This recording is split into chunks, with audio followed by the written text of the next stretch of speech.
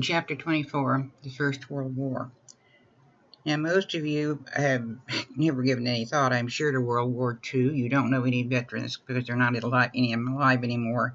There was a few movies made about World War I, but they were not very successful. And the works of literature that have been written were, well, Mr. Fitzgerald wrote most of them, and unless you have taken literature, you probably haven't read any of his books. They're very sad. But let's get started on World War I because it's going to be basically the beginning of the end for so many things. I'll get my clicker going here.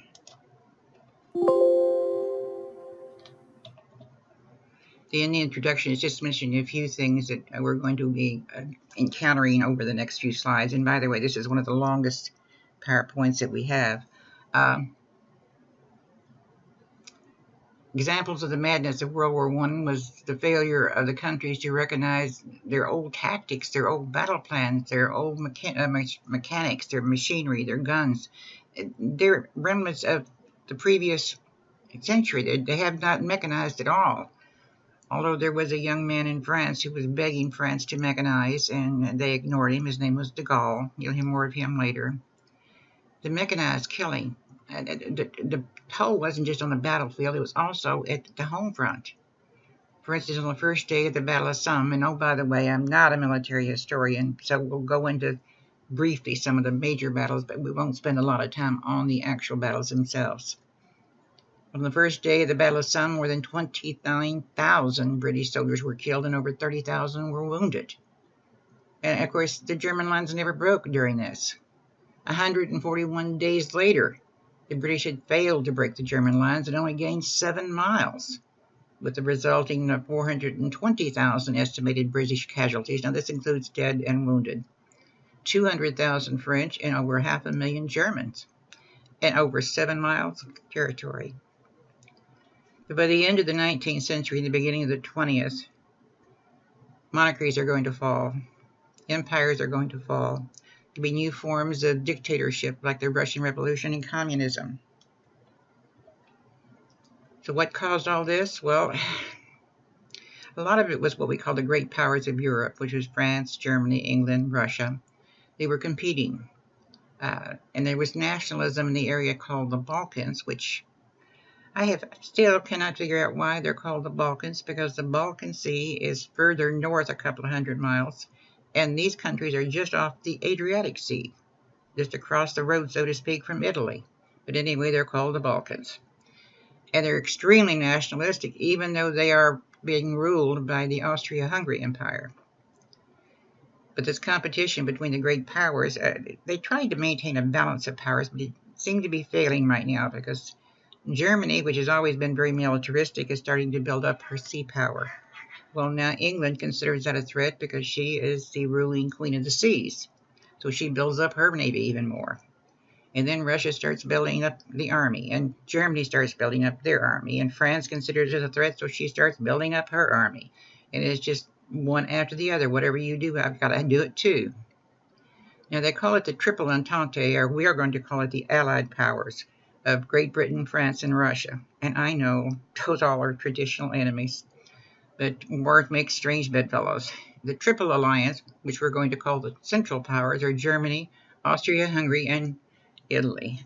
Italy wants so bad to be a major player that she has a tendency at times to, shall we say, switch sides because she wants to be on the winning side. And there's a scramble for colonies because of all this stuff in Africa and the accompanying arms race that's going with it. It's been referred to that Europe was a powder keg, just waiting for someone to strike a match. Now, in the Balkans, which I think are misnamed, there was a scramble for colonies, and the accompanying arms race led to a division between Germany and Great Britain. Well, they had never been all that close, but they were talking because of the Industrial Revolution. So with this arms race and the scramble for colonies in Africa, it wasn't working. And of course, the old Ottoman Empire just gets weaker every day. Now, Russia supported the Slavic nationalism because if they supported her, they had a desire for a warm water port because in the wintertime she's frozen in, and After all, Serbia is right there close to the Black Sea.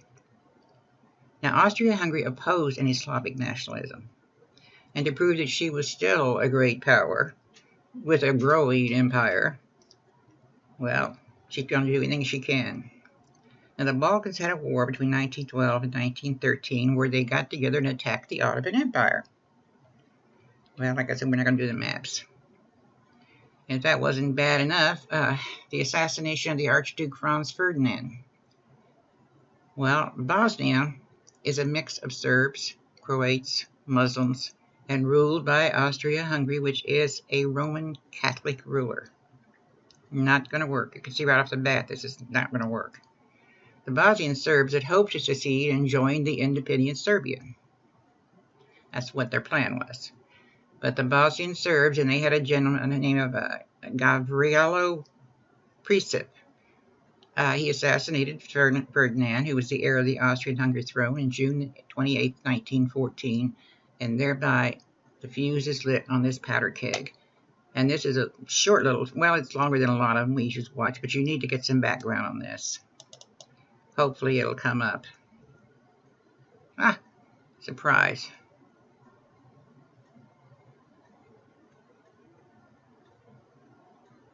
Maybe I spoke too soon.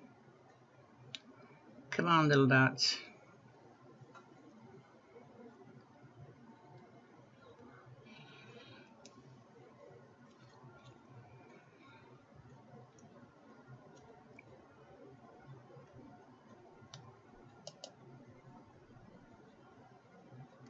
As any schoolboy or schoolgirl knows, the assassination of Archduke Franz Ferdinand in Sarajevo, June 28, 1914, was the match that touched off the conflagration of World War I. My name is Indy Neidell, and this channel, The Great War, follows World War I week by week exactly 100 years later.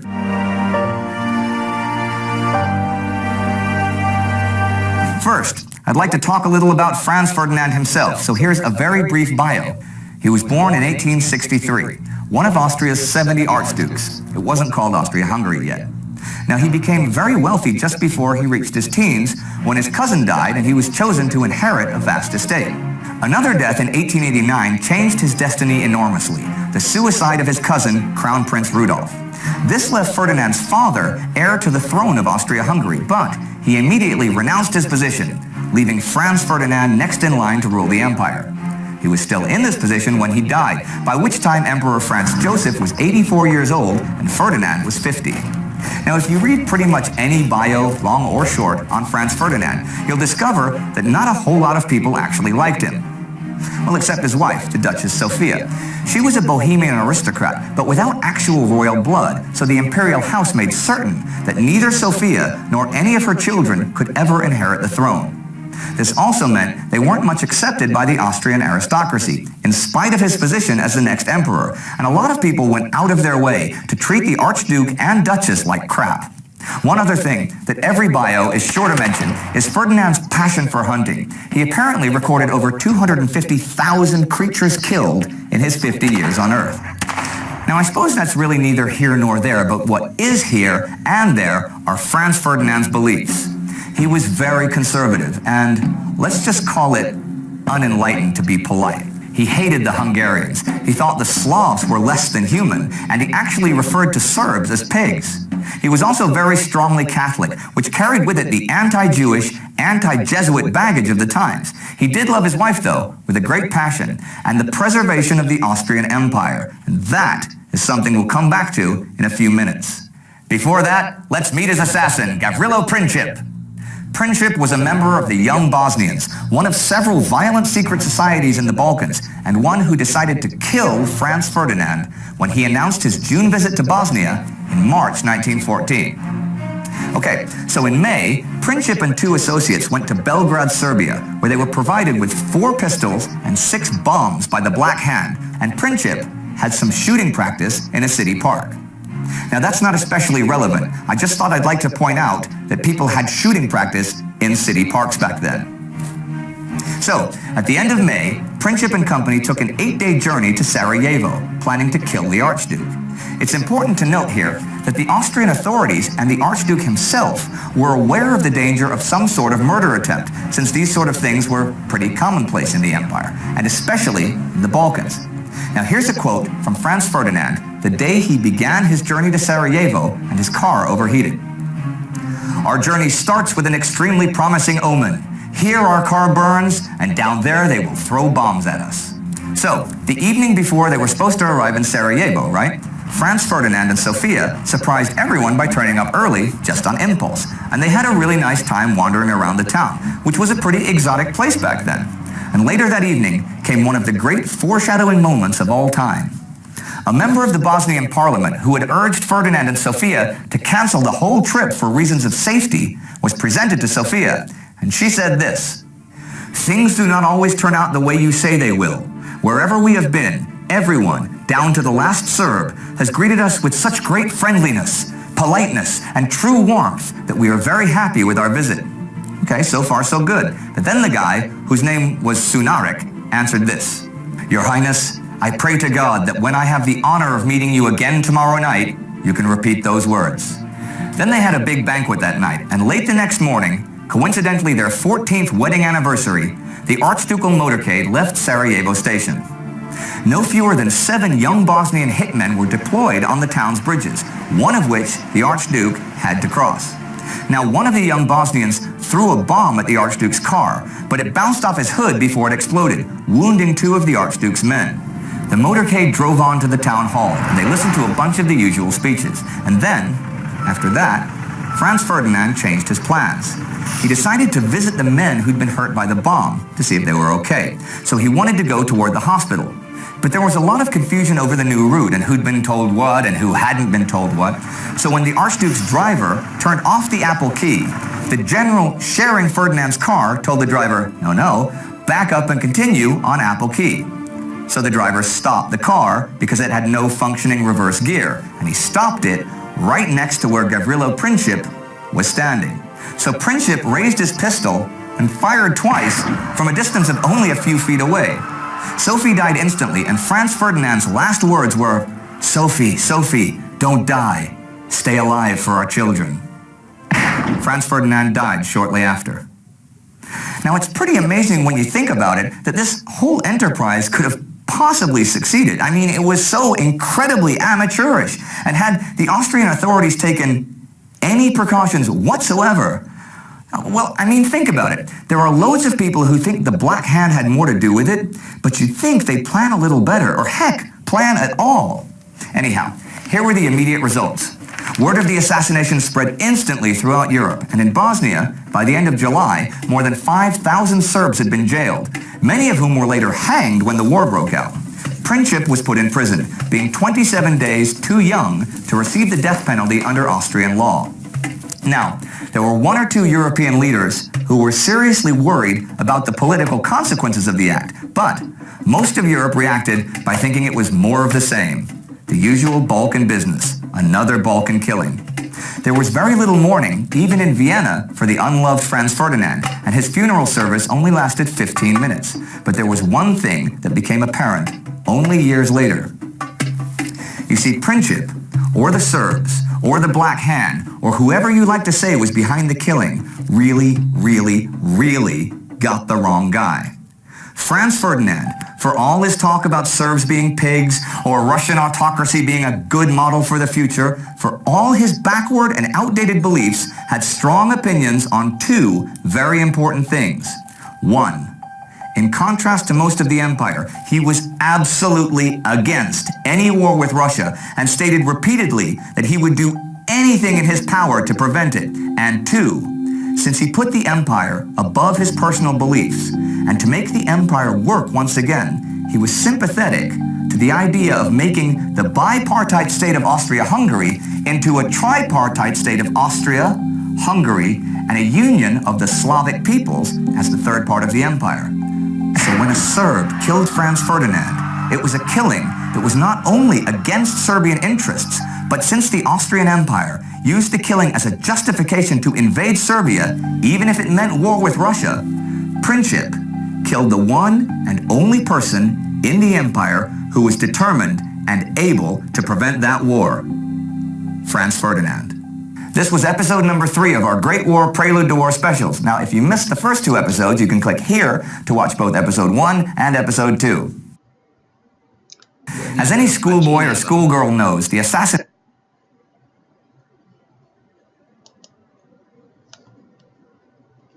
Summer of 1914. Austria sends an ultimatum to the Serbs with, I think there was like 20 demands, and they were impossible demands to be met. Serbia tries to get help from other places, but it's not not forthcoming except from Russia. So there was a punitive campaign to restore order in Bosnia and trust Serbia. Serbia mobilized, followed by Austrian mobilization. Now, mobilization, unlike it is today, the nations back in those days needed days and weeks and sometimes even months to get ready for warfare because they didn't have really a standing mobilized army. So whichever nation could mobilize the fastest and the quickest would have the upper hand. So if one nation sees their next door neighbor nation mobilizing, they couldn't wait for diplomacy. They in turn must prepare. So mobilization was almost seen as an act of war. Now the alliance system created what we call falling dominoes effect on the great powers, because once Serbia mobilized, Russia mobilized in order to defend Serbia. And the irony is the Tsar didn't want to mobilize. He thought, let's wait and see what's going to happen. And he was given assurances that just mobilization by itself would scare people off. Bad advice. Well, once Russia had mobilized, Serbia is mobilized, Austria is mobilized, France mobilizes, honoring a treaty with Russia. Then Germany mobilized and prepared invasion of France. Talk about falling dominoes. The only shot that's been fired so far has been the one that killed the Archduke. But Germany invaded Belgium trying to get to Paris. And the plan was for a two-front war, to attack France first, neutralize that area, and then turn and attack Russia. But there were several problems. The plan overestimated physical and logistic capabilities of the French people.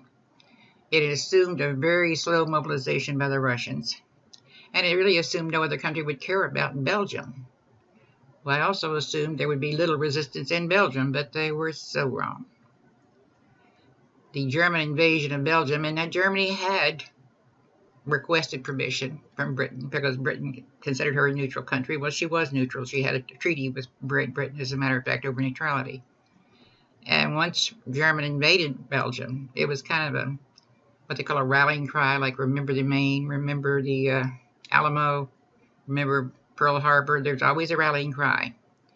And the public opinion shifts to support of the war. And there had been secret obligations to France by Great Britain. So Britain entered the war against Germany August the 4th, because as soon as she had to honor her obligations, in other words. And the war spread. The Montenegrins joined Serbia against Austria. Meanwhile, on the other side of the world, Japanese attacked German possessions in the Far East. Then Turkey allied herself with Germany. And despite alliances with Germany and Austria, Italy declared neutrality temporarily. So all these miscalculations, Austria's determination to punish Serbia, Russia's determination to use Serbia as an excuse for Balkan intervention and getting to the Black Sea, and the diplomats were, as it says, constrained by military plans. In other words, the military is going ahead and doing things without even consulting with the diplomats. And there was a sense of urgency. Each one wanted to be the first one to strike.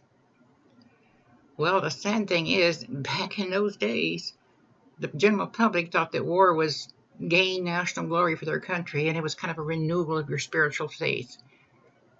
War puts decades of progress from the previous century at risk. Bankers and financiers were the ones that were most opposed to the war, because financial chaos was probably going to result. And the military planners thought it would be a short, limited, and decisive war, no matter who you talk to, England, Germany, United States. Everyone thought it was going to be a short war because Germany was so well prepared that surely she would win within a matter of a few months.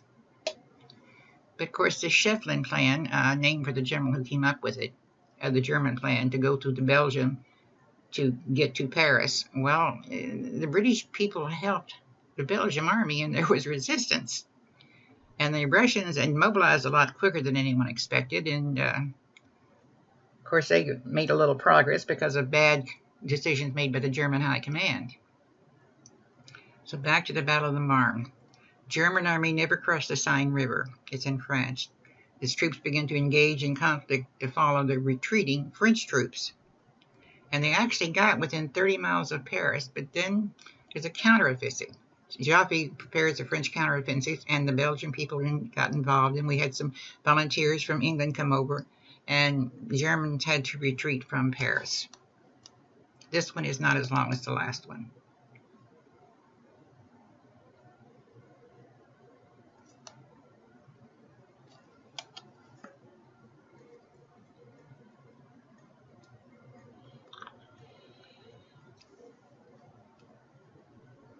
But it's going to take us long coming up.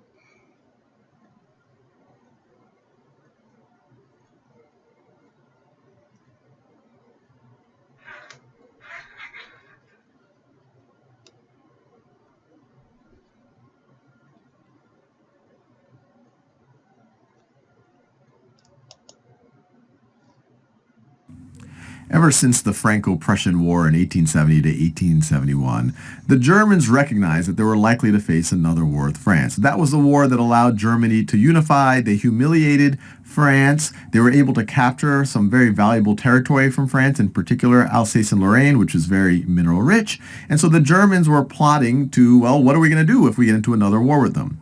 At the same time, once France and Russia had this alliance, Germany fully recognized that if there is a war with France, it's likely to not be just with France. It's likely to be a two-front war. On the Western Front, it'll be a war. They'll be in conflict with France, and on the Eastern Front, they'll be in conflict with Russia. And so to deal with this eventuality, this is all the scheming that Germany did in the decades going up to World War I. They came up with the Schlieffen Plan, and I'm sure I'm mispronouncing it. Schlieffen Plan, named for Alfred von Schlieffen. He was chief of the German Empire's General Staff from 1891 to 1905, and it was based on how do you deal with a two-front war. And the general ideas here were that Russia had a large and almost inexhaustible army, but because it was so large, it would take a long time for it to mobilize. Long time to mobilize. And the Germans are actually able to approximate it correctly, because this is how long it did take the Russians to mobilize at the beginning of World War I. They estimated that it would take them about 6 weeks. So the Schlieffen Plan called for enough German troops on the Eastern Front initially in order to keep the Russians at bay. But then the main fighting force of the Germans, while the Russians are mobilizing, is to go after France and try to essentially knock France out of commission so that they're not facing a two-front war anymore, and then have those troops go back to fight against the Russians. And the way that they wanted to do it is by rolling through Belgium in kind of a wheel-like pattern like this. And the reason why they wanted to do this wheel-like pattern is that they correctly predicted that the French were very eager to get this territory right over here. And the French actually had a plan, they call it Plan 17, for going after Alsace and Lorraine. It was an offensive plan. And the view is if the French army is going in that direction, if the German army rolls through Belgium and is able to get them from the rear, they could put the French army out of commission. So in early August 1914, the Germans, once they declared war on France and on Russia, the Germans tried to put the Schlieffen Plan into action, and they frankly almost succeeded. So through August and early September, the Germans were able to essentially roll through Belgium, and keep the combined, mainly French forces, but there was also some assistance from British, to keep them on their heels. And this happened all the way until early September, when they get near the Marne, or a little bit past the Marne River in France. And it was here that the 6th French Army, and when we talk about armies, we're talking about huge numbers of troops. The 6th French Army had over 200,000 troops in it. When we're talking about the Battle of the Marne, which I'm about to talk to, we're talking about the first Battle of the Marne. We're talking about a battle that involves 2 million troops. So these are battles that are occurring on an epic scale. Just each of these armies this army or this one, right, or even the German armies, we're talking about hundreds, tens to hundreds of thousands of troops. In general, an army characterized, you're talking about over 50,000, 60,000 troops. So what happens is you go to early September, especially September 5th, 1914, the 6th French Army recognizes a mistake that the 1st German Army made. By trying to roll around like this, they exposed their right flank. So right over here would be the right flank of the German army. And just as most mammals, our flanks are kind of our weak spot, that area between your ribs and your hips, the same thing is true for armies. The front of the army tends to be where you have the strongest forces, and then you have your supply routes going back. So if you can outflank an army, and that's why a lot of military strategy is designed around, you can hit an army in its weaker points. So by September 5th, the 1st German Army recognized this, but it was too late. By September 6th, they were in battle. They were essentially being confronted by the 6th French Army, and by essentially turning to meet them, they created an opening between them and the 2nd German Army. And that opening was the French and the British were able to take advantage of that to essentially put the Germans on their heels after a month of advancing. And so right over here you have the various French armies, and they were assisted by the British Expeditionary Force. And so from the Battle of the Marne, which was essentially, most historians would say, between September 6th or September 5th, September 6th, and September 12th, they were able to put the Germans on the retreat. The Germans retreated past the Aisne River, and then once you get into November and the end of the year of 1914, the Germans essentially entrenched themselves, and they were literally building deep trenches in northern France and a little bit of western Belgium. And what I have right over here, let me see if I can draw it. What I have right over here, what the boundaries are eventually happened after the Germans suffered essentially their first big defeat. They had to retreat, and they had to literally retrench. And this is what the borders would then be like. And these were literally trenches getting dug here. And these borders, this first stage of the war was hugely dynamic. You had armies moving fairly rapidly over a period of weeks and months. But then once the Germans retrenched, you have roughly this position being static for the next 3 years in the famous trench warfare of the Western Front that you might have seen movies on. And I want to emphasize, this was a big deal. The first Battle of the Marne, sometimes it's called the Miracle of the Marne. If the Allies, if the French, with British help, were not able to push the Germans back, they might have accomplished the Schlieffen Plan and actually maybe would have won World War I, or at least been able to win the Western Front fairly quickly and then been able to deal with the Russians a little bit better. But because of the Miracle at the Marne, which was hugely bloody, we're talking about 500,000 casualties on both sides. We're talking 100 to 200,000 dead on both sides. But because of that was able to hold off the Germans, but it got the Western Front in this kind of ugly 3-year-long trench warfare.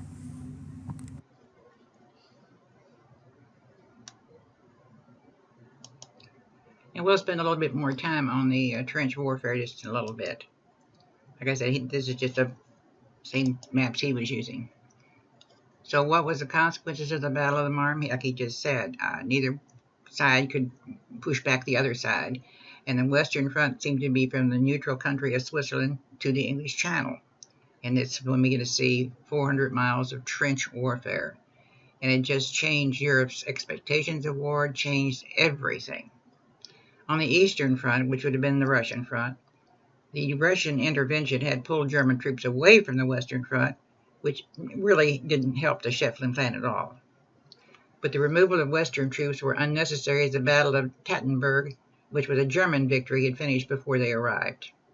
The Russian troops, not technologically advanced as the Germans, not as well equipped as the Germans, and they had to retreat. So 1915 to 1916 on the Eastern Front was bloody and indecisive. I mean, a lot of people are dying, a lot of land is being torn up, but there's just not any big exchange of land. Failure of Napoleonic tactics against industrial war, yep. Offensive tactics were disastrous against trench warfare. On December the 1914, all the major countries had experienced horrific, I mean horrific, is that a possible word? Unbelievable casualty totals. And as far as the geography expansion of the war, well, there seemed to be no possibility of rigging a stalemate. The Ottomans joined Germany and Austria in 1914, and Italy finally decided to join the Allies in May of 1915. Bulgaria joined the Central Powers in 1915, so now we're choosing up sides.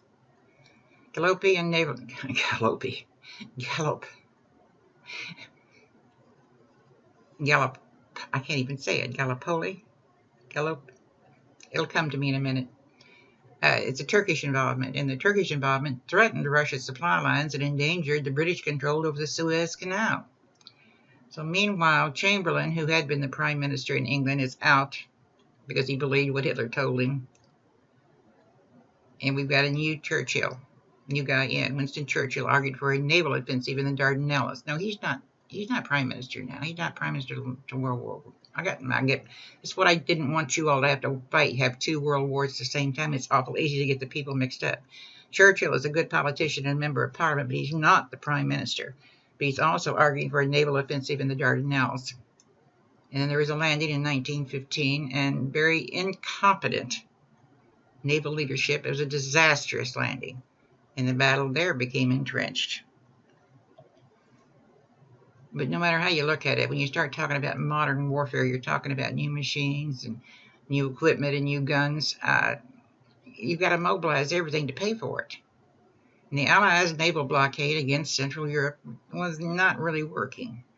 But as the war was partly started due to arms race with the navies, it could be assumed that the German Navy would respond. But they just didn't right off the bat. They seemed to be unwilling to take the risk of open warfare. So they turned to a new technology that they had invented, something the Germans called Unterseeboot, which simply means undersea boat or submarine, which we shorten to U-boat. But the problem is that since it's such a new advance, there aren't any rules. And I know it sounds strange to say that there's rules in warfare, but there are basically rules. Sometimes they're obeyed and sometimes they're not. But like I said here, the challenge of the submarine warfare wasn't like the traditional blockade. Here they just fired and sunk the ships, and anybody on them was killed. Of course, it's going to play hell with your public relations. They sank the Lusitania on May the 7th, 1915. Now, she was an English ship, but she was carrying some Americans. And although she was supposed to be a passenger ship, she was really carrying war supplies to England. But it provoked the animosity of the United States, and Germany temporarily halted unrestricted submarine attacks. He didn't want to provoke the United States into joining the war.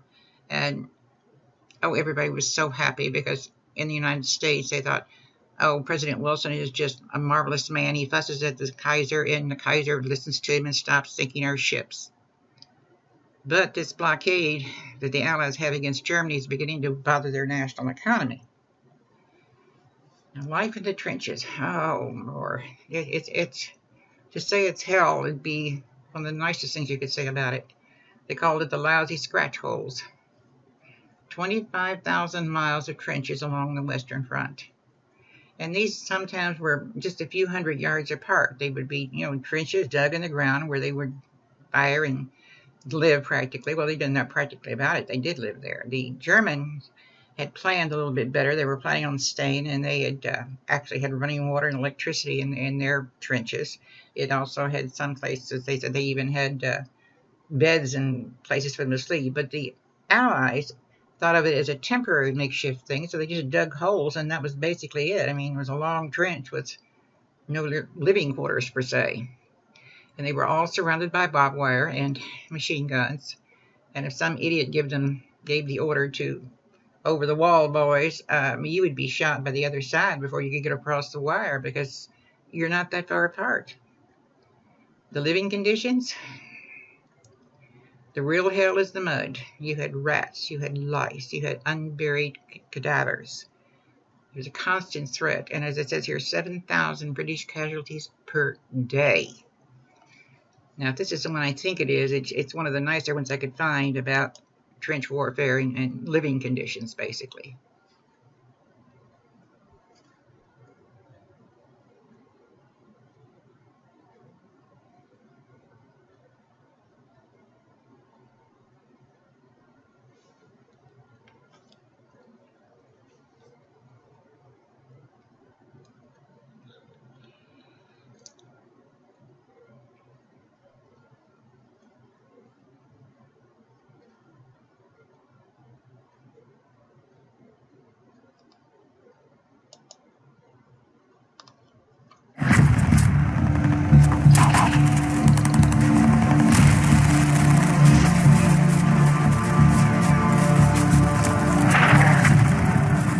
Life in a trench, I'd like to explain in one word: horrific. It's mud, it's death, it's rats, it's stench, and soldiers develop an attitude in a trench that everybody is going to die. Life in the trench was abysmal. There were several lines of trenches, and the front line trenches, of course, were the most dangerous because they were constantly under fire. Into thee! The Germans dug assiduously, building dry, safe, and comfortable trenches for themselves with bunkers that actually had electricity and sometimes running water. The British and French, who were convinced that they were never going to be there for that long, didn't spend nearly the same effort. And so their trenches tended to be muddy and wet and not that safe. Disease ran rampant. It was very difficult to get any sort of sleep, a decent hot meal, keep your clothes dry, and more importantly, to keep your sanity. There were so many health problems of just simple disease that took much more men out of combat than direct fire.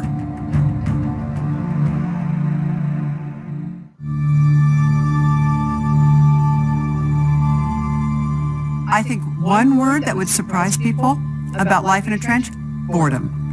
A lot of time is spent just sitting, cleaning tools, and being scared to death the battle's going to start any minute. It was just the day-to-day monotony of being trapped in this very small space and fighting for a war that's really fought in inches. The idea of open warfare, of fighting out into what they called no man's land, wasn't working. The technology of the war had advanced so much with machine guns, artillery that could lob shells a mile. It became mostly a defensive war early on, and as a defensive war, you wanted to protect your troops, so the miles and miles of trenches were built. There were often bodies buried in the sides of trenches, bodies lying out in the open in front of the trenches. The soldiers were experiencing not only the war that they were fighting at the moment, but the war that had been going on throughout those trenches for all of the years of the war. A young lieutenant writes his mother and says, "I haven't been killed yet, but it's only a matter of time." That's typical of the way soldiers felt about life in the trench. You just did it. You existed day to day, tried to go on, keep your chin up, but one day, the bullet was going to have your name on it, and you were going to perish. You weren't going home.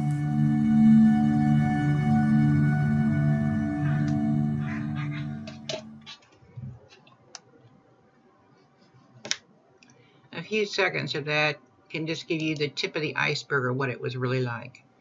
And to make matters worse, all of a sudden another new technology called poison gas. First used by the Germans at the Second Battle of Ypres in April. It was not only physically devastating and psychologically disturbing, but the gas actually took more lives and didn't even alter the stalemate. This is a little more of a description of the mustard gas. It's chlorine and phosphorus, caused thousands of casualties. The troops didn't have anything to defend themselves against it. When it first started happening, they just put handkerchiefs over their faces. But it made it difficult to breathe, and it, there again, still did not change the stalemate. But once both sides developed gas masks, they fared a little bit better, but it didn't do anything for the environment. The gas residue kind of laid on the ground and hung around, and it would injure farmers for decades, as much as you could find unexploded artillery shells for decades. Now, war on the Eastern Front, in other words, Russia. Austria is facing a three-front war in 1915. She's got Russia on the Eastern Front, she's got Serbia on the Southern Front, and Italy, backstabbing the Triple Alliance, refuses to attack France and in secret agreement attacks Austria in May of 1915. Well, the German-Austrian attack on the Russian troops was successful, and it pushed the Russians back out of the Russian-Austrian lands. Then Bulgaria joins the Central Powers in September, and they attack Serbia. So poor Serbia is going to get it front and back. It's just a quick picture of some of the soldiers and how they didn't really have a lot of clothing that they wore. They didn't look like uniforms, do they? Slaughter in the trenches, that's a nice way of putting it. The bloodiest battles occurred during 1916-1917 with hundreds of thousands of casualties, and like the man said on the film, you had gains of inches. The planners refused to alter their offensive strategies. They refused to change their plans. They were not pragmatic at all. It's the way it used to be done, the way we're going to do it today.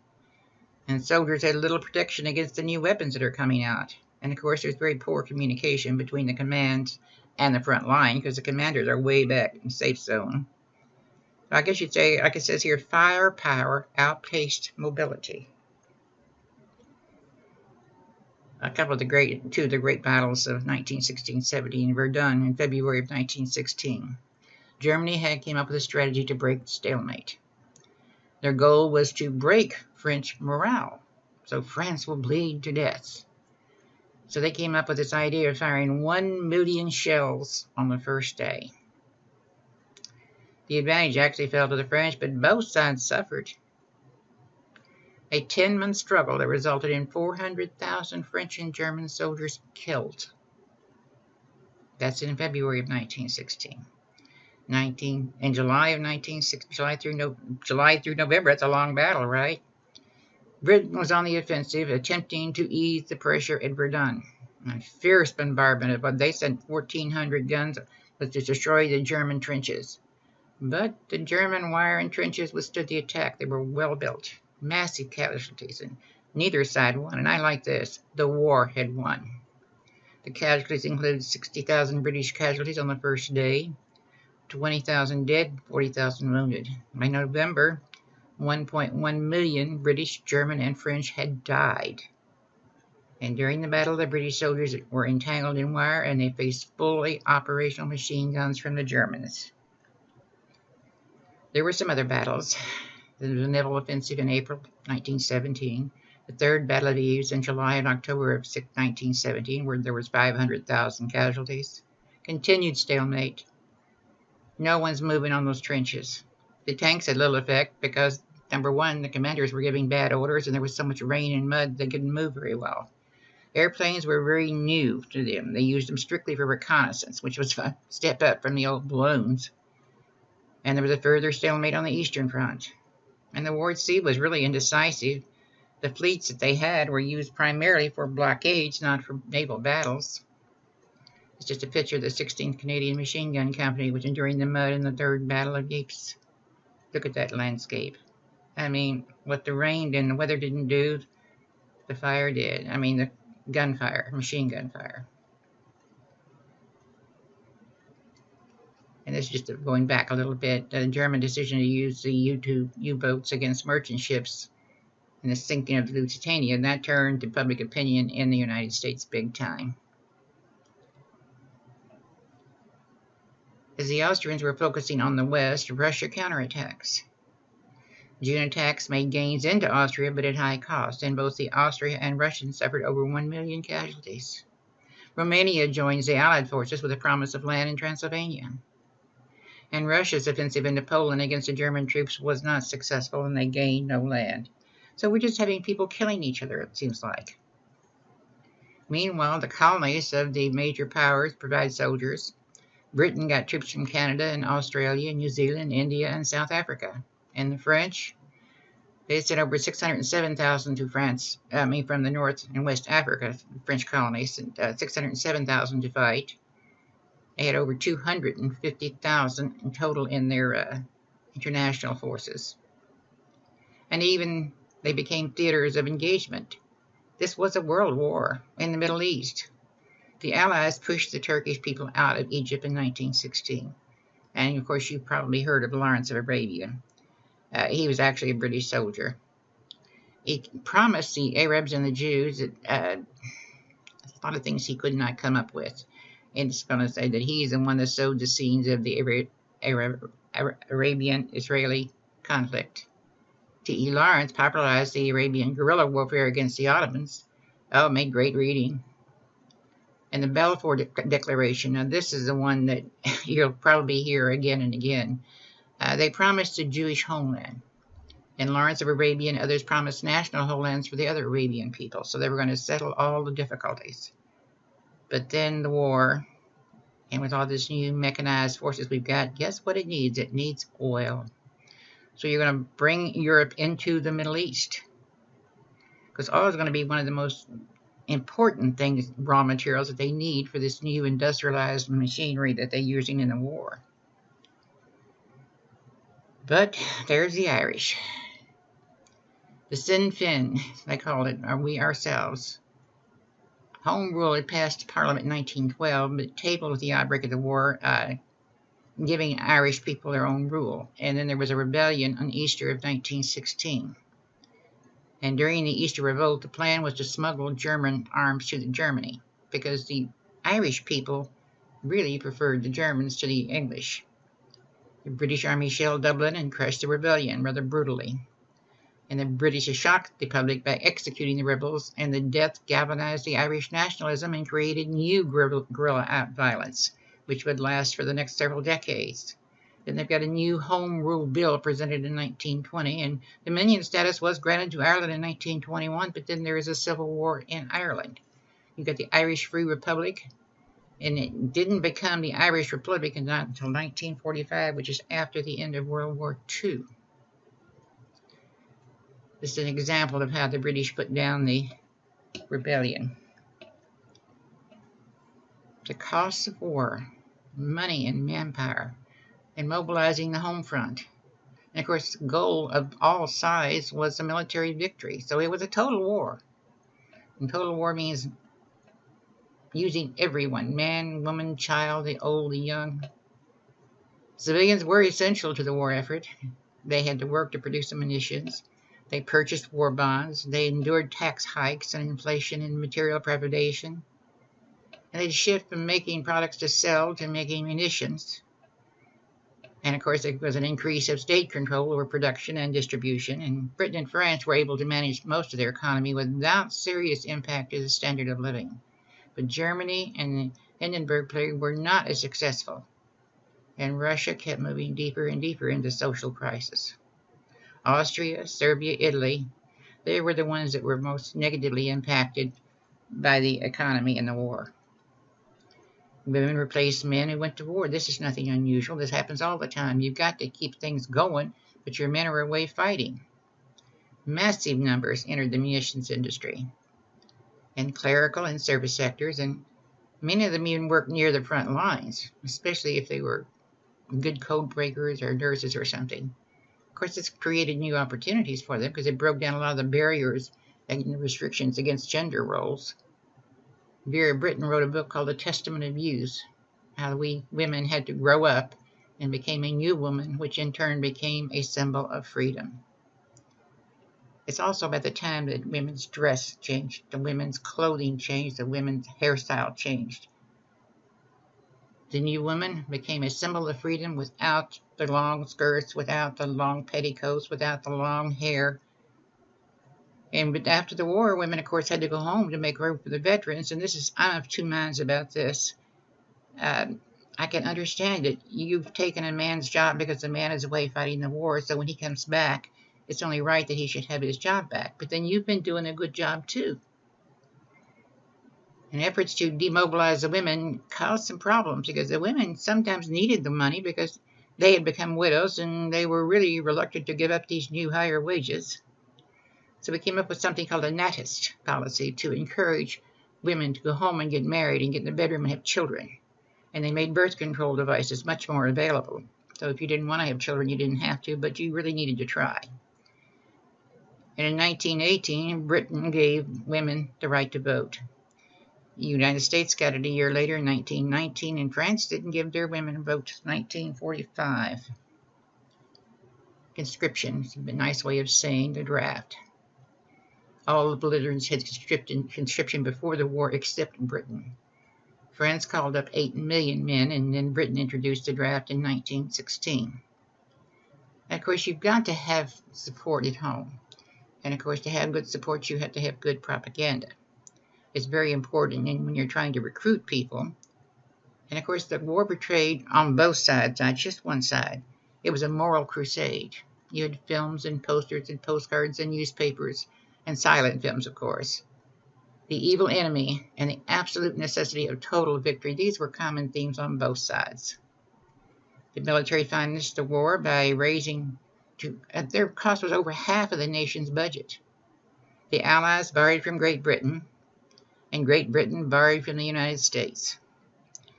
Since we were not in the war, excuse me, I shouldn't say we, since the United States was not in the war, she was more than willing to help. Germany, I'm sorry, I always find this very amusing, whether it's Germany or the South or some other war. You don't have enough money to go around, and your budget's outdoing your supply of money. The solution is to print more money. That's what Germany did. She began printing her own money. Of course, by the time she got through printing all this money, it would take a wheelbarrow of money to even buy a loaf of bread because money wasn't worth anything. It's not funny.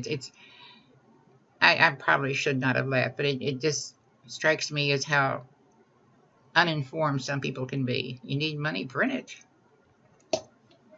But the problem is, by 1917, the morale is at rock bottom.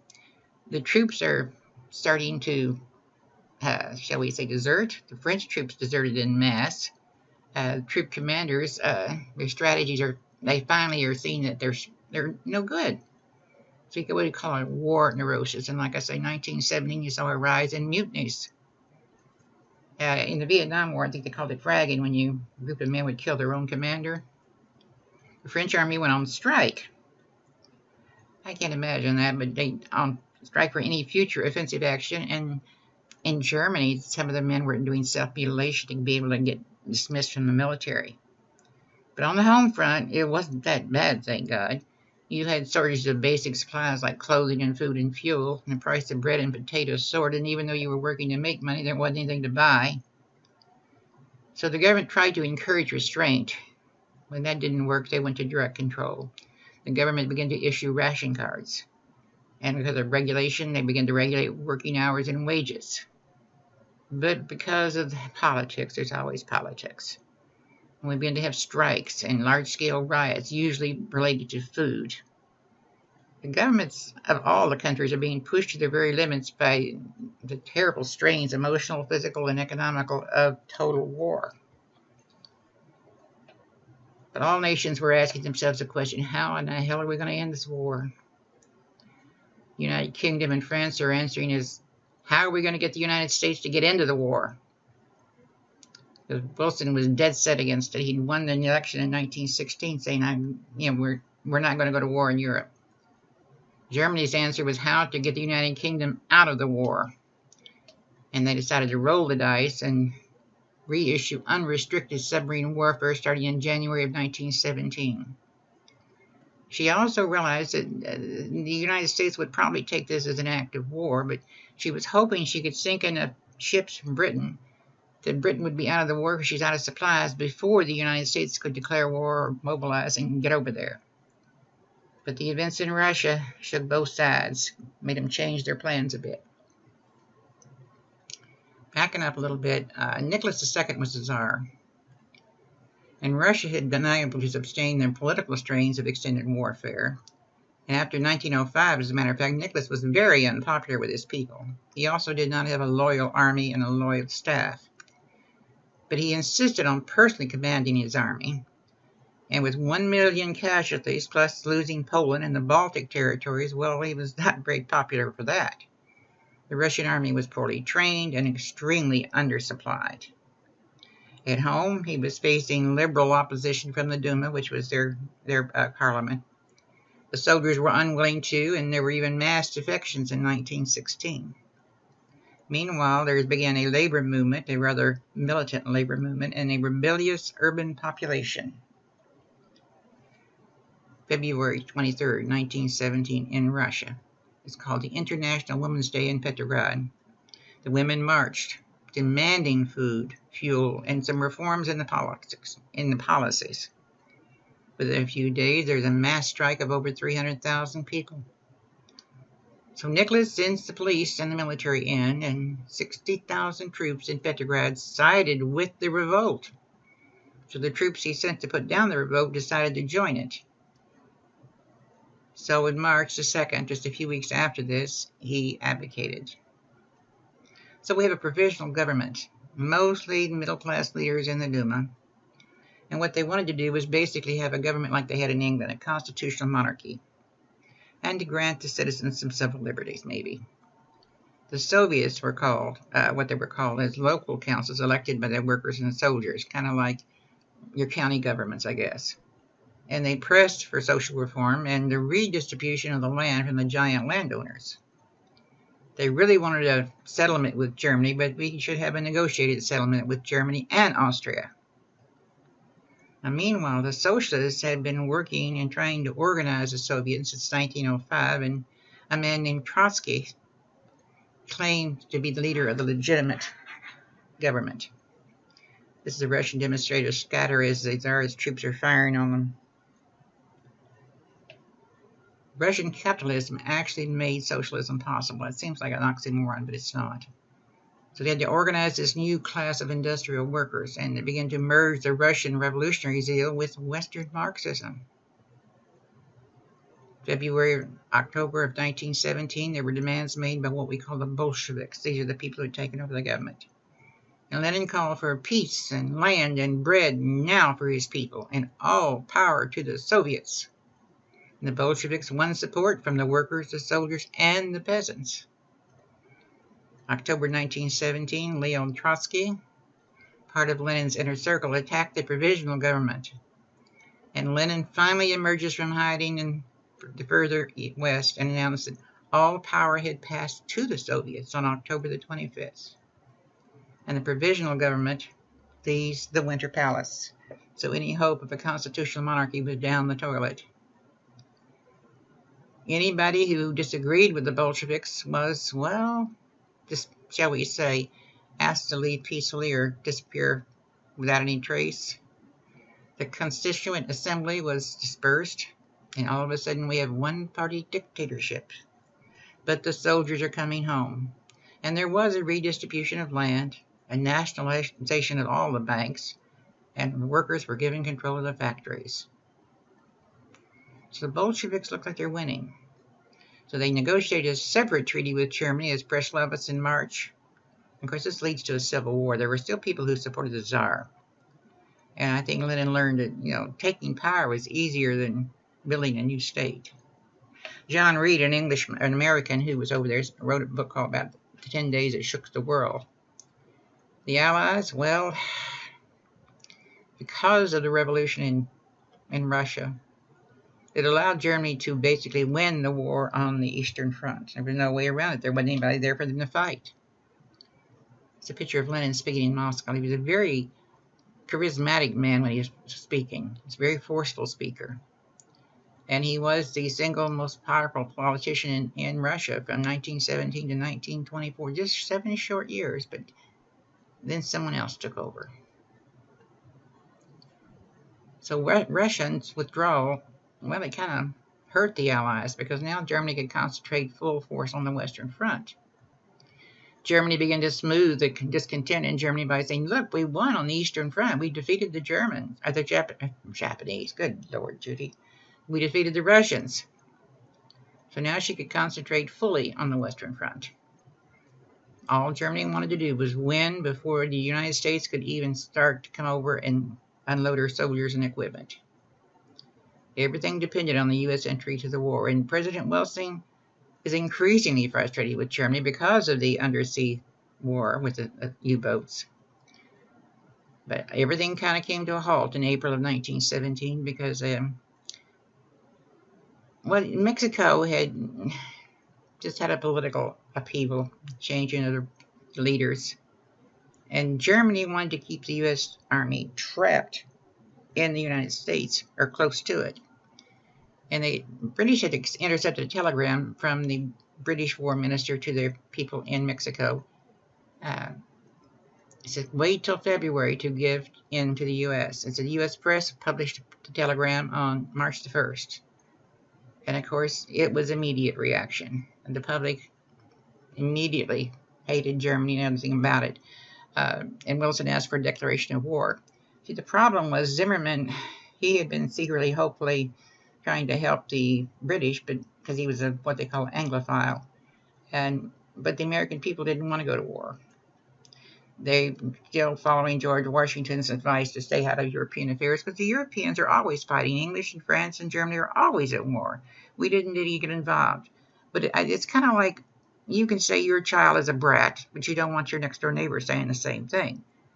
So when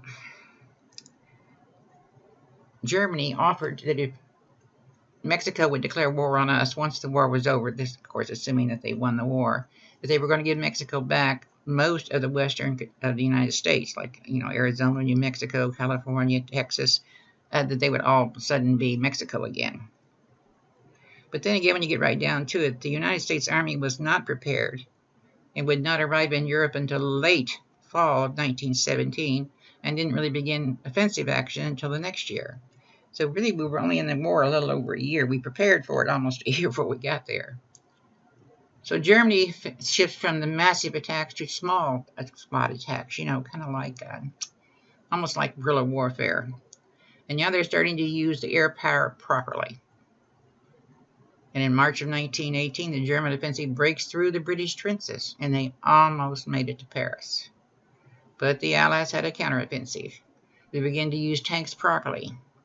And American troops had arrived and were providing a lot of eagerness. They were not experienced warriors, no, because most of them were farm boys and, 6 months prior to this time had been on the farm. But we had the numbers. We had new equipment. I'm sorry, I'm not supposed to use we. The United States soldiers arriving had new equipment. They were gung-ho, Americans have arrived, we're going to save your butts type thing. And somehow or another, their enthusiasm was a little bit catching and seemed to boost the morale of the men who had already been fighting for 4 years. But they overcame the German offensive, and the German army was pushed back into Belgium. Oh, so now we're going to get off our duff. This is the U.S. troops at the front. We had the the United States had the gas masks and better equipment and newer stuff. But the Ottomans were defeated in Syria, and on the Tigris and Euphrates rivers they were defeated. Bulgaria was invaded from Greece, and she surrendered. Austria, under pressure from Italy and Serbia, started to collapse. Bohemia, Poland, and Hungary began demanding independence. And by October, the only one fighting alongside Germany was just Germans. They surrendered on November the 3rd, 1918. And because they were on the verge of a civil war, the nation near starvation, and there's a new government, a republic. It was declared in the city of Weimar on November the 8th. That's what's going to be called the Weimar Republic. The German sailors mutinied. Kaiser Wilhelm abdicated. And the war was officially came to an end on November the 11th, 1918 with a ceasefire. And you probably have heard about it. I know I've seen it on Jeopardy several times. What does 11-11-11 mean? Because of the time difference, it was the 11th month, the 11th day at 11 a.m. was a ceasefire. After the war, the United States was a world power. We were the only country that had not had fighting on it. We had not had any bombs dropped on it. She was in good shape, and she'd also financed a lot of the war. But the entry of the United States into the war was the turning point. We had an efficient, I did it again, didn't I? The United States had an efficient wartime bureaucracy, and they sent over 300,000 soldiers a month. They had food and supplies, not only for their men, but for the other men too. And Woodrow Wilson was a dreamer. He wanted to make the world safe for democracy. He wants to get rid of all the autocracy and the militarism. So he begins plans for taking leadership in peace planning. He had something called the 14 Points Plan, and this is going to create a new world order and establish a League of Nations, of course, with Wilson in charge. He thought that he had the world by the tail, if you would. Everybody loved peace and quiet, and we were, of course, the most powerful nation left in the world. So the Great War, we had changing technologies. Unfortunately, our military was unprotected against all this new technology and weapons. 74 million soldiers were mobilized, and throughout the war, more than 6,000 deaths per day was recorded for something like 1,500 days.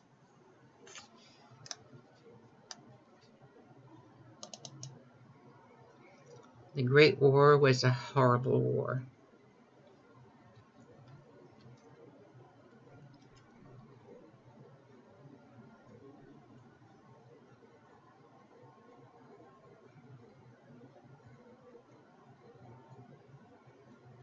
And it's going to leave the countries in Europe will do anything to prevent another war.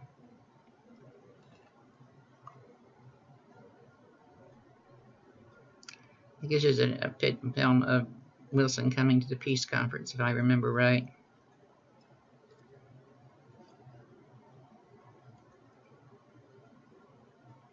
You know, this is weapons and equipment of World War I. Oh, you're going to be surprised at this, because some of them seem so archaic. First World War technology, weird weapons and equipment. The First World War saw modern weaponry used on an immense scale. Out of this came unique technological advancements in weapons and equipment, but also primitive designs reminiscent of earlier eras of warfare. Let's have a look at some weapons. The Gauntlet Dagger. Born out of the brutality of trench warfare, the Gauntlet Dagger, sometimes known as the punching dagger, was worn like a glove for close-quarter combat. A crudely made blade and protective gauntlet made from light sheet steel with a crossbar inside for grip formed this weapon.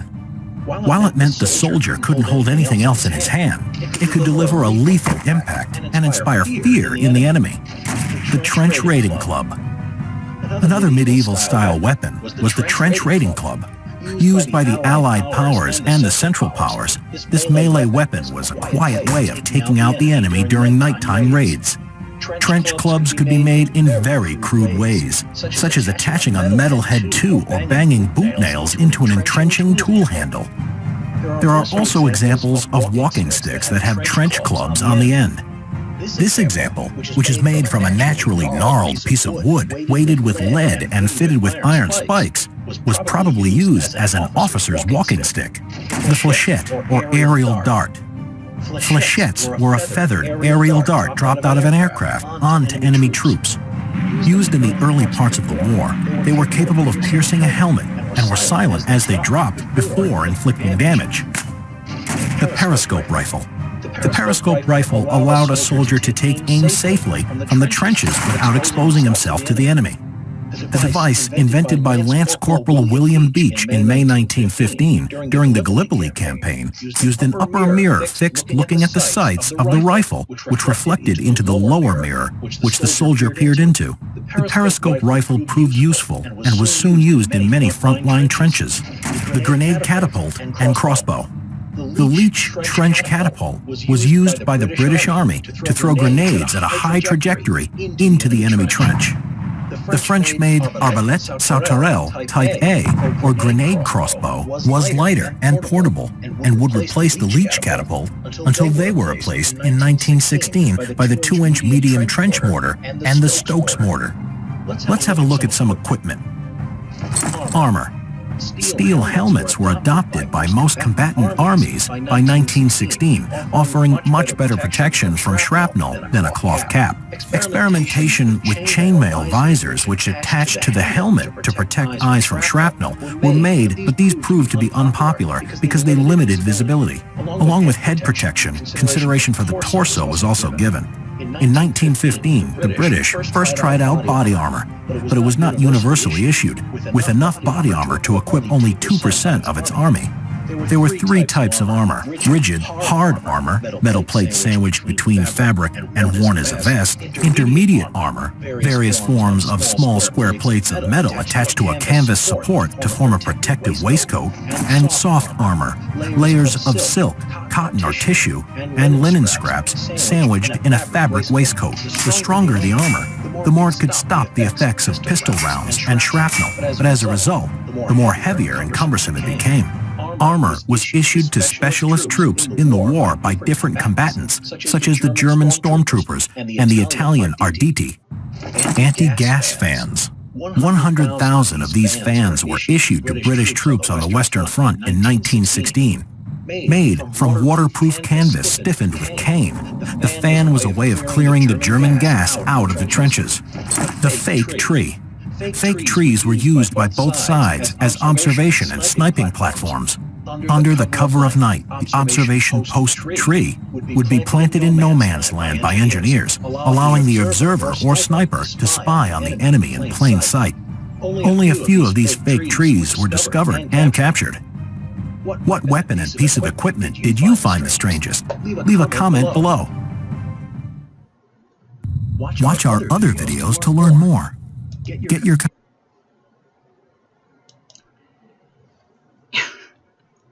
I remember now why I posted this. It's a little bit of humor. It's with our technology we have today in the 21st century, that seems like caveman almost fighting. But when you stop and look back at it honestly, 100 years ago, this was so new and advanced compared to what they'd used the previous 2 decades.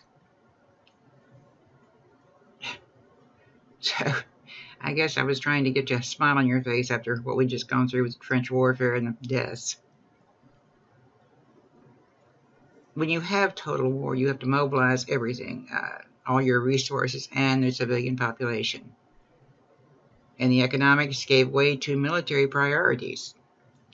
You might need gas for your car in Paris, but they needed it more on the front lines for their tanks. Propaganda escalated old hatreds and created new ones. And of course, because of this, there was a lot of attacks on minority populations. And they had those in Europe too, you know. The United States came out of the war as a world power. And the entry of the United States into the war had been the turning point, because they had an efficient wartime bureaucracy and were sending over... Wait a minute, I went the wrong way. We did that, right? Okay. Sorry about that. Vive la Wilson. President Wilson seemed to feel that the people in France loved him. The people of France would have loved anybody, including a Martian, if he'd saved them from the German war. He just happened to be the one that did it. Not him, but the soldiers. But at the end of the war, Russia's gone. The Austria-Hungarian Empire is gone. The old German Empire is gone. The United States is now a world power. 30 different nations attended the peace conference, although 64 of them had been in the war. And the Big Four: Woodrow Wilson from the United States, David Lloyd George from Great Britain, George Clemenceau from France, and Benito Orlando from Italy. The old powers, along with the United States, determined to control the peace process, just like it had happened in Vienna. But they made the big mistake. They excluded all the powers, the great powers, like in Germany and Russia. Austria-Hungary and Russia were not included. And when you get right down to it, even the Big Four had different plans on how the peace process should go. There were 5 treaties signed, one with each one of the defeated nations. There was a settlement with Germany, which was called the Treaty of Versailles. And President Wilson issued his 14 points. Number 1, he wanted an end to secret diplomacy. He wanted total freedom of the seas and no international tariffs. He wanted to reduce the national armaments of each nation. He also, the one that was going to cause the biggest problem, he wanted self-determination of all the peoples. But of course, that's going to ignore the centuries of tradition and issues among the people of Europe, especially the big powers. and there was going to be a League of Nations to settle international conflicts. Now, this is what he presented, and none of it was agreeable to anybody but the United States. The Germans had accepted a ceasefire armistice on the grounds of the 14 points President Wilson had issued, thinking they were going to be an equal partner in the final agreement, but that didn't happen. Great Britain and France were totally unwilling to accept not just much of Wilson's idealistic worldview, but practically all of it. They wanted to punish Germany. Although Germany wasn't even the one that fired the first shot, there was a lot of nations equally complicit. As for the end to secret diplomacy, that ain't going to happen. Freedom of the seas and removal of international tariffs, too many people depended on money from the tariffs to help their government. Reduction of national armaments, well, the war just kind of did that for them. Self-determination of the peoples of their colonies, that wasn't going to happen. Now, the League of Nations was about the only thing that they all seemed to agree on. Alsace-Lorraine, that area of France, which was so rich of minerals, was returned to France. Other territories were to Denmark and to Poland.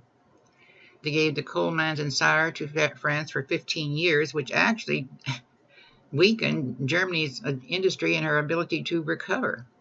Danzig put under the control of the League of Nations, although Poland had most of the control. The Air Force of the Germany was demolished. The Navy was reduced. The Army was reduced to no more than 100,000. All soldiers and fortifications to be removed from the Rhine Valley, and to accept the guilt for the entire war with reparations of $33 billion in 1921. You're looking at several hundred billions of dollars now, maybe into the trillions. For Germany and Austria, Wilson's statement of self-determination, of course, were denied. There's going to be a lot of problems in the future years. As it's like this treaty, the war itself didn't do it. This treaty is going to be the one that's going to be the, shall we say, the foundation for the next war. But based on the Allies' strategic interests and on the principle of self-determination, Yugoslavia and Czechoslovakia were created, which denied them self-determination. Poland was re-established, though many thousands of Polish people were not included in that area. Austria was separated from Hungary, and the Balkan states were made independent of Austria-Hungary. Of course, this is a big problem right here. The boundaries did not follow ethnic divisions. And of course, that very issue is going to cause some instability in the 30s and into the 1990s, as a matter of fact. The old Ottoman Empire is gone. War between the Turkish nationals and the Greek-led Allied forces is going to happen. But there's going to be a creation of modern Turkey by a man called Atatürk, and the Allied acceptance of reality on the ground, but they were concerned about the civil war in Russia. The mandate system legitimized British and French dominance in the Middle East. The Jews were not given the homeland they were promised. The nation of Iraq was established, denying the hope of the Kurds, but it also gave oil to Great Britain. So I guess you'd say, like it says here, the future tension in the Middle East has begun. It just shows you the territorial changes. But of course, the colonies were very disappointed. Europeans were snubbing any appeals for more independence in those colonies, and in Vietnam, a man named Ho Chi Minh was denied appeals in deference to the French. He wanted Vietnam to, well, at that time it was called Formosa. But he did not like the idea that French was still controlling it. And since he couldn't get any help from the United States or the League of Nations, he turned to Moscow for aid. The Korean efforts to get free from Japanese control was denied. And Japan left the treaty feeling snubbed because she didn't get anything that she wanted. The Indian and French West African colonies, well, they were ignored. They were forced to be kept as colonies. Because this kind of sums it up. The European belief in self-determination collided with belief in Western superiority. Peace settlements, one potential good decision was the League of Nations. It was envisioned as an arbitrator of world peace, but hobbled from the start. Do you even know what the word hobbled means? It's a farm phrase for when you like put a chain around a horse's foot and put the chain, stake it in the ground so you can't go anywhere. He's hobbled. Japan would not join unless she'd been allowed to keep the German concessions in China, which wasn't going to happen. France demanded the exclusion of Germany and Russia. And of course, the U.S. Congress refused to approve membership due to President Wilson, who was a Democrat's refusal to include any Republican people in the peace conference. But the Republicans controlled Congress, and the lead Republican who was controlling Congress at the time and President Wilson personally hated each other. So as a matter of fact, not that this will be on your test at all, but President Wilson wanted the peace treaty signed because the United States didn't sign it because of this League of Nations. And he went on a speaking tour on a train to try to get the public support. And it was while he was out speaking, he had not a heart attack, he had a stroke, became paralyzed. And the last year or two of his, shall we say, tenure as president was spent in the White House guarded by his wife. She wouldn't let anybody in to see. The conclusion, 9 million soldiers killed. You know, you hear about your next door neighbor being hit by a car and you get all upset and you just have so much sympathy. But when you talk about numbers like 9 million, the number is so large it loses something. It's called the lost generation. I mean, the poets, the politicians, the artists, the people that we lost could have contributed so much. And of course, there's going to be political and social discontent because Western Europe and Russia are not going to have any kind of relations at all. The United States refuses to recognize the government. Excuse me. And of course, there's conflicting demands of the colonial powers and nationalism. And that Treaty of Versailles, it was just another match on another powder keg. But Europe was displaced as the center of the world's economy, and now going to be the United States. Asia, Africa, South American nations became less and less dependent on Europe. And the United States, along with Japan, are going to emerge as leaders in the new world economy. So what was the post-war legacy? Disillusionment and alienation. And there was a struggle to define this new world, democracy, capitalism, communism.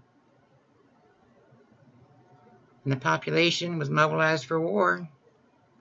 They're going to remain very important participants in mass politics. It's just a map of the new nations that were drawn about. And there was no concern of, as I pointed out, the ethnic barriers. And this is going to give Hitler an opening. Now, this is a little short YouTube. It's kind of summarizes the war. And I think you'll find it not only interesting, but help you to remember a little bit better. Because so much has happened. And yet we just barely scratched the surface. And if you read your text, you'll know why. This kind of spells it out in everyday language.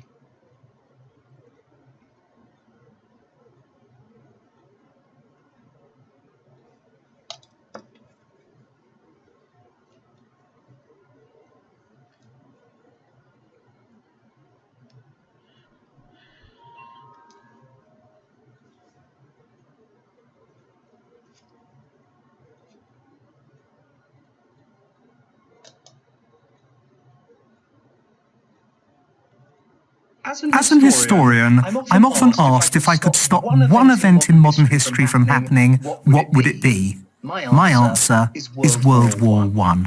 If there had been no World War I, there would have been no Russian Revolution, no World War II, no Holocaust, no Cold War. And that doesn't even consider the millions who died in the war itself.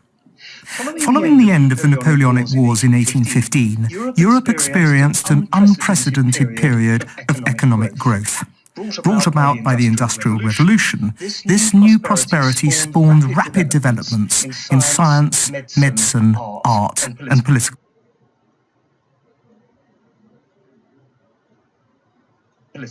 philosophy. The future of civilization never looked brighter. And then suddenly, it all went up in flames. The fuse was lit in June 1914 in a street in Sarajevo, Bosnia. It was there that Archduke Franz Ferdinand, the heir to the Austro-Hungarian Empire, was assassinated by a Serbian nationalist. It should have been no more than a sad footnote in history. Instead, it changed history.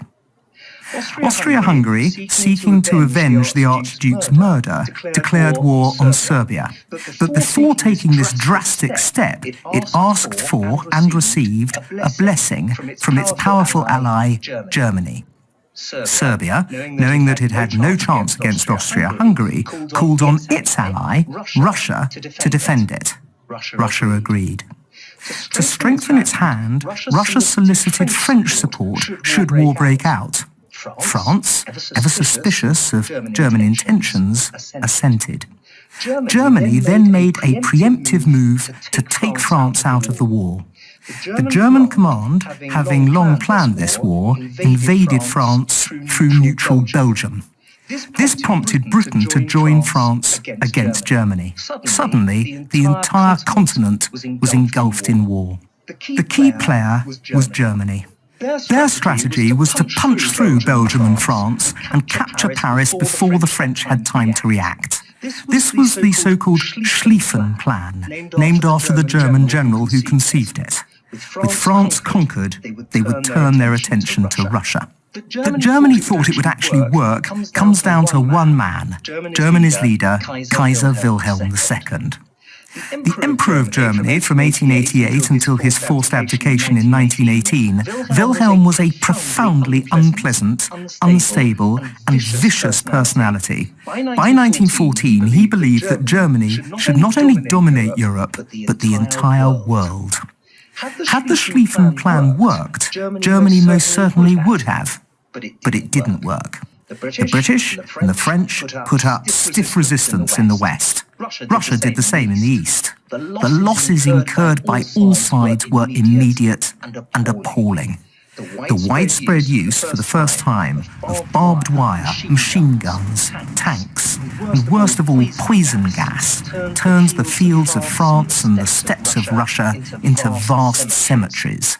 By 1917, the war was at a stalemate. Who knows how long it would have stayed that way if the United States had not been drawn in. Ironically, President Woodrow Wilson had been elected largely because he promised to keep America out of Europe's war. His attitude changed when Germany attacked American merchant ships in the Atlantic. The final straw was the infamous Zimmermann telegram, in which Germany promised to give Mexico, in exchange for its military support, much of the American Southwest, including Texas. The infusion of American manpower and weaponry allowed the Allies to take the initiative. The war finally ended in November of 1918. 16 million people, soldiers and civilians, were dead. 3 million Russians, 2.5 million Germans, 1.7 million French, 1 million British, and 117,000 Americans. Russia was now in the hands of Vladimir Lenin and the Bolsheviks. France and Britain were physically and morally shattered. Germany, forced into a humiliating surrender treaty at Versailles, would soon be further decimated by runaway inflation that destroyed what was left of its economy. Meanwhile, the United States retreated into isolationism. It was a pause, not a peace. The stage was being set for a new and very much worse disaster, a Second World War, one that would lead to 3 times the deaths of the first one. It would be instigated by a madman who fought for the Kaiser and shared the same dream of world domination. Had it not been for World War I, we would never have heard of him. I'm Andrew Roberts for Prager University. Thank you for watching this video. To help keep PragerU. That was a very quick trip through World War I. And just as you get a degree studying World War II, you can also for World War I. I'm sorry if I talk too fast and I feel like I'm losing my voice.